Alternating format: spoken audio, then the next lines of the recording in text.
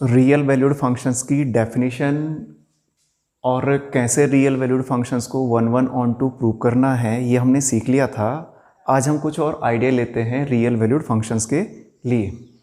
तो मैंने टॉपिक लिखा है general idea for injectivity and surjectivity of real valued function, या वास्तविक मान फलन के लिए एक व आच्छादक होने की सामान्य स्थितियाँ। अब ये क्या लिखा है यहाँ पे ज़रा समझते हैं इसको। जनरली आर डोमेन और आर रेंज के लिए ये ध्यान रखना आपने कि कैसे में पता चलेगा कि कोई real valued function one one या ऑन टू है, इंजेक्टिव है, सर्जेक्टिव है। तो जनरल आइडिया दे रहा हूँ आपको कि जनरली आर डोमेन और आर रेंज के लिए जो इवन टाइप के फंक्शंस, अब इवन टाइप के फंक्शंस ऐसे मैंने स्पेशली लिखे हैं एक्स स्क्वायर प्लस 4, 3x की पावर 4 प्लस 7, 5x की पावर 6 प्लस 2, इस टाइप के, या ऐसे आ गया यहाँ पे कि x की पावर 8 प्लस का 2, इस टाइप से। इस टाइप के इवन टाइप के जो फंक्शंस होंगे वो ना तो वन वन होते हैं, ना ऑन टू होता है, ना इंजेक्टिव होते हैं, ना सर्जेक्टिव होते हैं। आर डोमेन और आर रेंज के लिए ध्यान रखना है। एंड जो और टाइप के फंक्शंस है like this 3x plus 5, 2x cube plus का 4, 7x की पावर 5, मैंने गलत लिख दिया था। इस टाइप के जो फंक्शंस होंगे ये वन वन भी होंगे और ऑन टू भी होंगे। तो ये जनरल आइडिया आपने ध्यान रखना है कि इवन टाइप के फंक्शंस उस टाइप के ना तो वन वन होंगे ना ऑन टू होंगे, और टाइप के फंक्शंस इस टाइप के वन वन भी होंगे और ऑन टू भी होंगे। तो थोड़ा बहुत ये आइडिया आपको मिल जाएगा।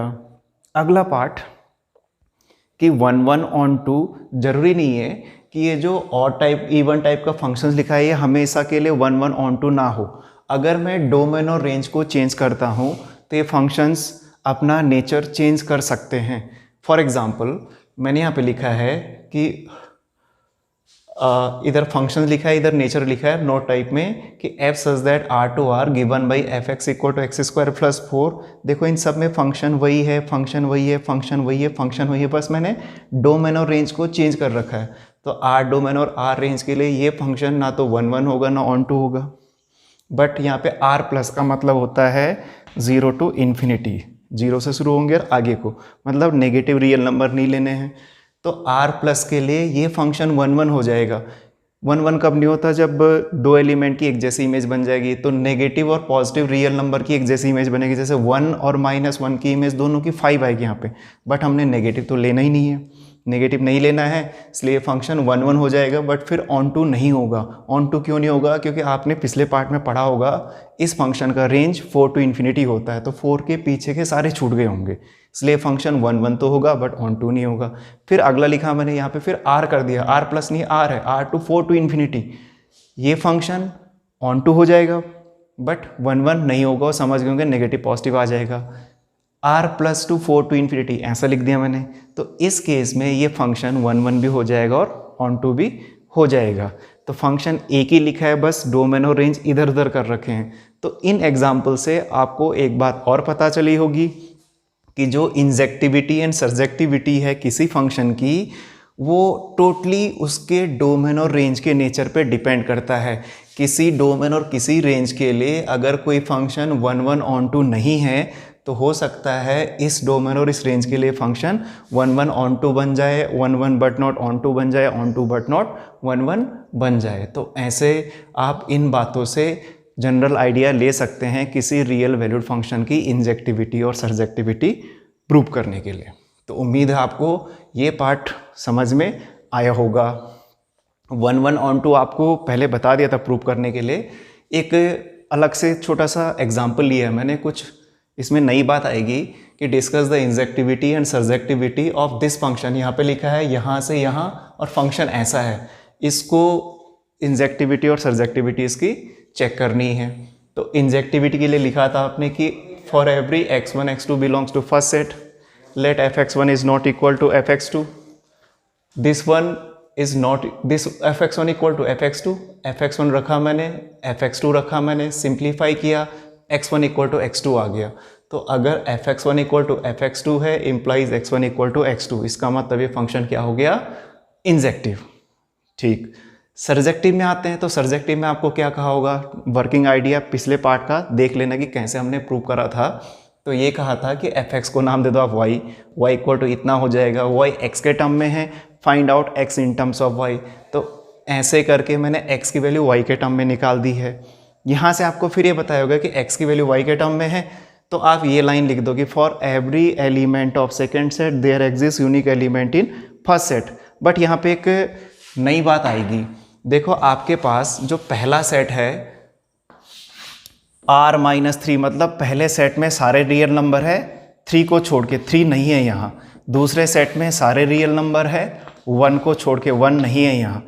ये जनरली x की वैल्यू होती है और ये y की वैल्यू होती है। और ऑन टू का मतलब सेकेंड सेट के सारे element mapped.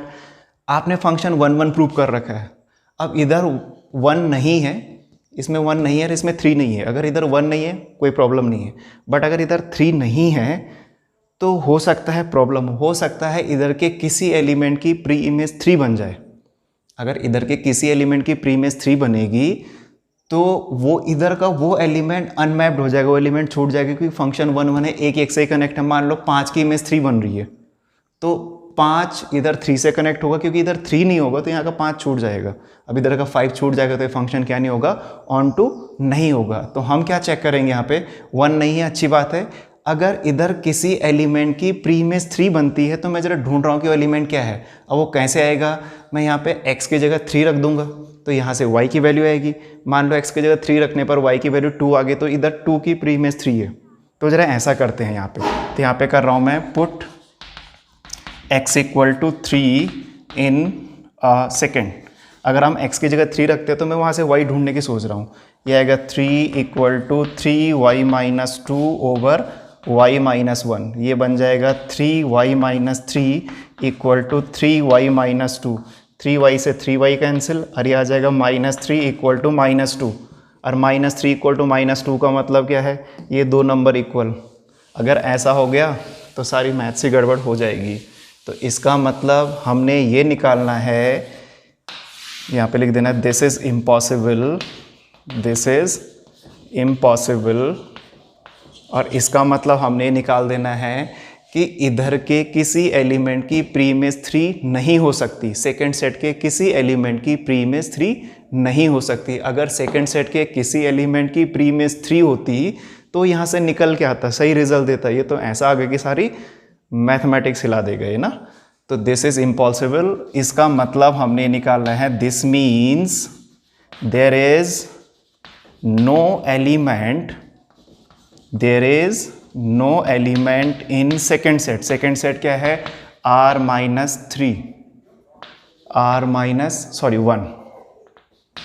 For which pre image is 3। Second set में कोई भी एलिमेंट नहीं होगा जिसकी प्री इमेज 3 होगी, क्योंकि ये अगर मैं ढूंढना चाह रहा था कि सेकेंड सेट में कौन सा एलिमेंट होगा जिसकी प्री इमेज 3 होगी, तो यहाँ पे एक इम्पॉसिबल रिजल्ट आ गया, दिस इज इम्पॉसिबल। -3 और -2 सेम नहीं हो सकते। तो इसका मतलब आपने निकालना है कि सेकेंड सेट में कोई भी एलिमेंट ऐसा नहीं होगा जिसकी प्री इमेज क्या होगी, 3 होगी। अब ऐसा बता दिया आपने, तो फिर तो सेकेंड सेट के सारे एलिमेंट के लिए पहले सेट में एलिमेंट बन रहे होंगे, जिनको हम इक्वेशन नंबर 1 से नहीं 2 से दे रहे हैं, इक्वेशन नंबर 2 से। इसलिए फंक्शन क्या हो जाएगा, ऑन टू। बाकी आप देख सकते हैं कि सेकेंड सेट के सारे एलिमेंट कनेक्ट होंगे। कैसे कनेक्ट होंगे, मैंने पिछले पार्ट में आपको समझाया होगा कि आप सोचो 3 कनेक्ट नहीं है तो इसका यहाँ का 3 कनेक्ट नहीं है, तो 3 के लिए देखो इसमें y की जगह 3 रख दो तो आपको x मिल जाएगा। तो ऐसे करके अगर हम चेक करेंगे तो सारे एलिमेंट मैप्ड बनेंगे। बट आपने चेक नहीं करना, बस इस लाइन का ही मतलब वही है जो मैं आपको बोल रहा हूँ कि ऐसे करके देखो। तो ऐसे करके समझना है। इस टाइप का प्रॉब्लम जब भी ऐसा कुछ आएगा तो इस चीज़ को ज़रूर आप शो करना कि इधर के एलिमेंट की प्री इमेज ये कभी नहीं बनेगी, और बनाने की कोशिश करोगे तो इम्पॉसिबल रिजल्ट आएगा ऐसे ही। तो ऐसे समझना आपने। तो उम्मीद है आपको रियल वैल्यूड फंक्शंस का ये वाला पार्ट भी समझ में आ गया होगा और वो पार्ट भी समझ में आ गया होगा। तो आज के लिए इतना ही।